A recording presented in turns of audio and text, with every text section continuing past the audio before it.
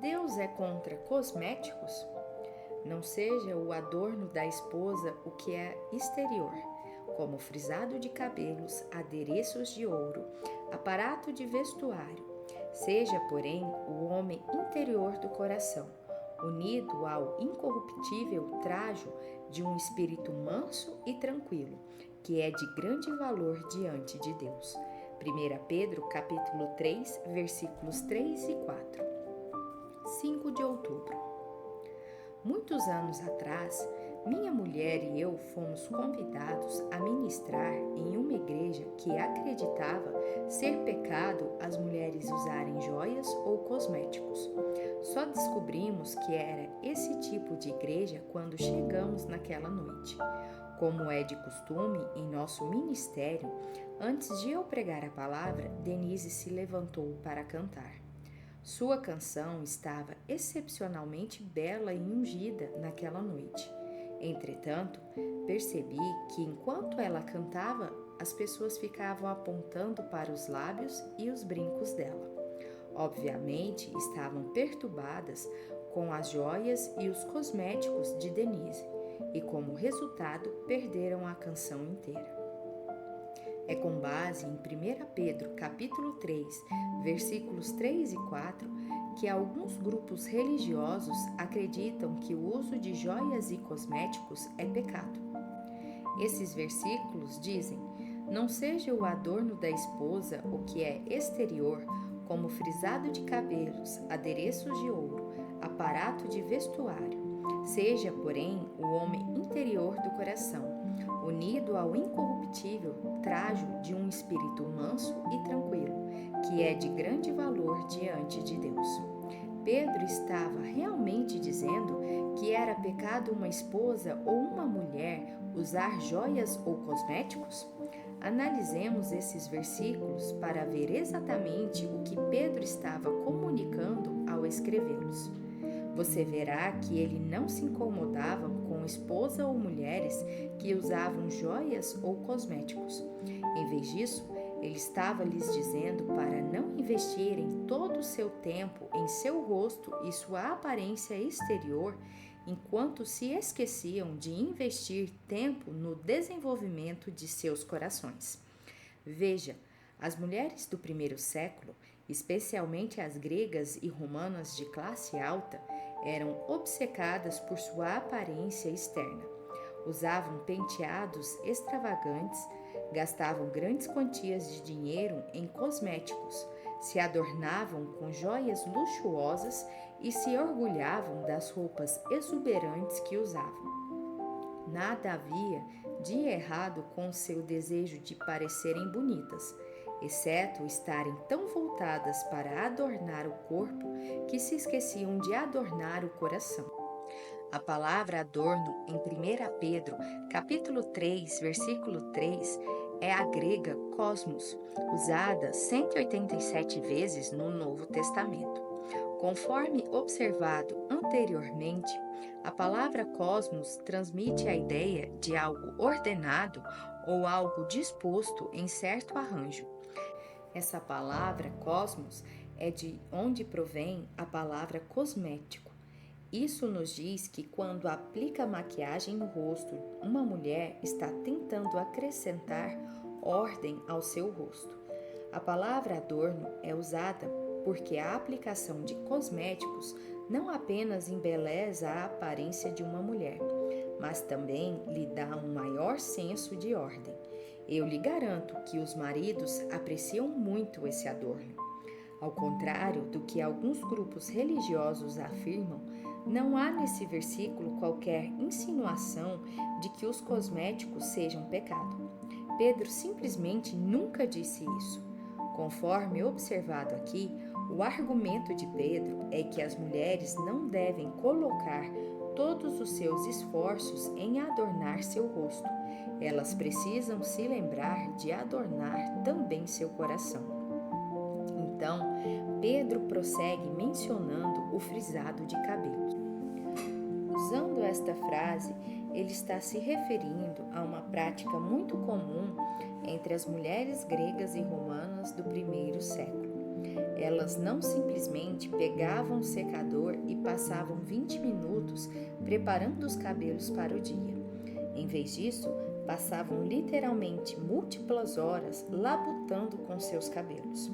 Eu digo que as mulheres labutavam com seus cabelos por ser necessário muito trabalho e tempo para produzir os penteados da moda da época.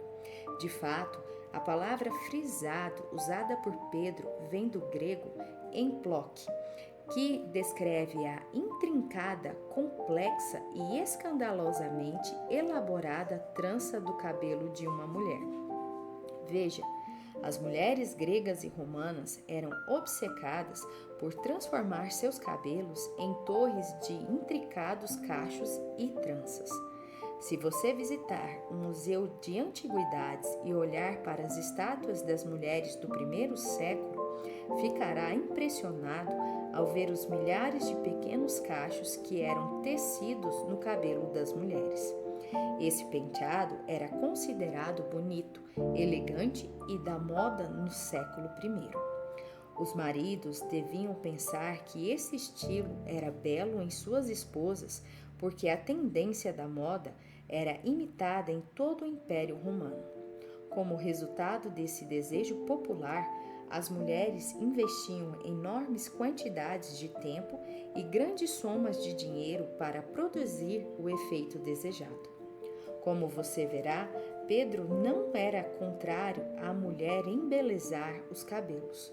Ele simplesmente não queria que as mulheres crentes concentrassem toda a atenção em seus cabelos e se esquecessem de aprimorar a condição do coração. A seguir, Pedro menciona adereços de ouro. Essa era outra prática comum, considerada muito elegante. A palavra adereços provém da palavra grega periféses e descreve a colocação de um objeto como uma peça de joalheria em torno de si mesmo. Veja, as mulheres gregas e romanas adoravam fazer pender muitas correntes de ouro em volta do pescoço, prender vários braceletes de ouro maciço ao redor do braço e usar muitos anéis de ouro em cada dedo. Elas consideravam sua aparência mais impressionante e bonita quando estavam intricadamente enfeitadas com camadas de ouro. Depois, Pedro discute o aparato de vestuário. A palavra vestuário em grego é imation, retrata as vestimentas elegantes de cores vivas e ricamente adornadas, que eram populares entre as mulheres gregas e romanas no primeiro século. As mulheres davam tanta atenção à moda que frequentemente trocavam de roupa ao longo do dia. Isso significa que elas estavam constantemente entrando e saindo do closet e se olhando no espelho enquanto ajustavam sua aparência exterior aos diferentes eventos do dia. Considere as muitas horas que as mulheres gastavam aplicando seus cosméticos, arrumando seus cabelos e cobrindo-se de ouro. Agora, acrescente as várias vezes em que elas trocavam de roupa em um dia e todo o tempo gasto ajustando suas roupas diante de um espelho após cada troca.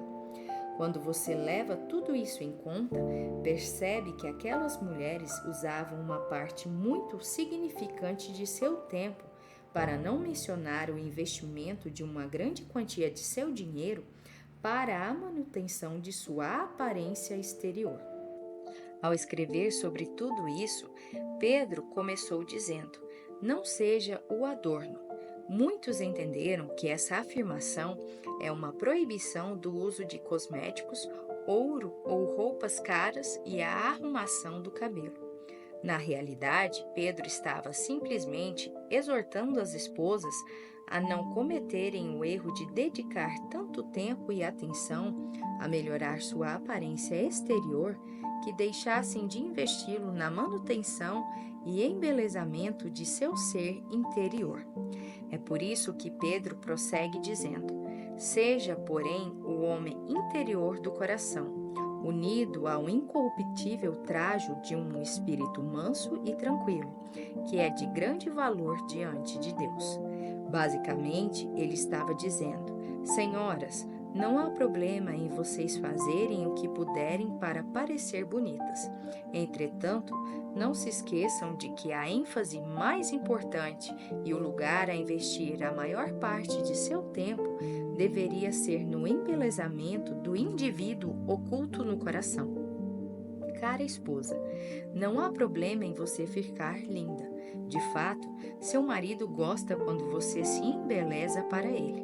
Demonstrar ao seu marido que você deseja ficar bonita para ele é uma maneira de lhe demonstrar honra. Portanto, as palavras de Pedro não representam uma proibição contra tentar ter a melhor aparência exterior possível. Então, o que Pedro está dizendo às esposas e mulheres? Ele está simplesmente afirmando que é um erro as mulheres dedicarem tanto tempo e esforço à sua aparência exterior a ponto de ignorarem seu homem interior, a verdadeira fonte de sua beleza. Pedro sabia que o costume das esposas do primeiro século e das mulheres em geral era passar incontáveis horas trabalhando seu rosto e cabelos. Por isso, quis incentivá-las a trabalhar seu coração tanto quanto trabalhavam sua aparência exterior. Então, esposa, faça tudo o que puder para parecer linda e não se sinta culpada por usar belas joias ou roupas bonitas. Porém, ao mesmo tempo, não se esqueça de que seu espírito é o seu verdadeiro ser e sua parte mais bonita. Deus não é contra o seu desejo de trabalhar sua aparência externa. Entretanto, Ele quer que você dedique no mínimo uma igual quantidade de tempo desenvolvendo e embelezando o seu espírito. Você está dedicando tempo suficiente a adornar seu espírito do modo como Deus quer que você o faça? A resposta a essa pergunta determinará em grande parte a qualidade não só de seu casamento, mas também de sua vida. Ouça esta oração e veja se ela se encaixa em sua vida. Senhor, eu te agradeço por quereres que eu pareça bonita, tanto por dentro quanto por fora, tanto para mim quanto para o meu cônjuge. Levo essa palavra ao meu coração hoje e tomo a decisão de, a partir de hoje, dedicar no mínimo a mesma quantidade de tempo embelezando meu espírito quanto dedico à minha aparência exterior. Senhor, perdoa-me pelos dias em que encontrei tempo para me vestir adequadamente e parecer exteriormente atraente, mas não dediquei tempo a orar ou ler a Bíblia. Ajuda-me a ordenar as minhas prioridades enquanto torno o desenvolvimento de meu espírito uma prioridade maior do que arrumar meu cabelo ou colocar maquiagem. Assim eu oro em nome de Jesus. Para refletir, quanto tempo você dedica à sua aparência exterior todos os dias? Como isso se compara à quantidade de tempo que você dedica diariamente a Deus? Quanto tempo você pensa que deveria estar passando a sós com Deus todos os dias para desenvolver e embelezar seu espírito do modo como Deus quer que você o faça? Qual área de seus pensamentos e atitudes que você sabe que precisa ser transformada? Que medidas você está tomando para remover a feiura que continua surgindo dessa parte de sua vida e substituí-la pela fragrância de Jesus Cristo? Curte, comenta e compartilha. E até o próximo devocional.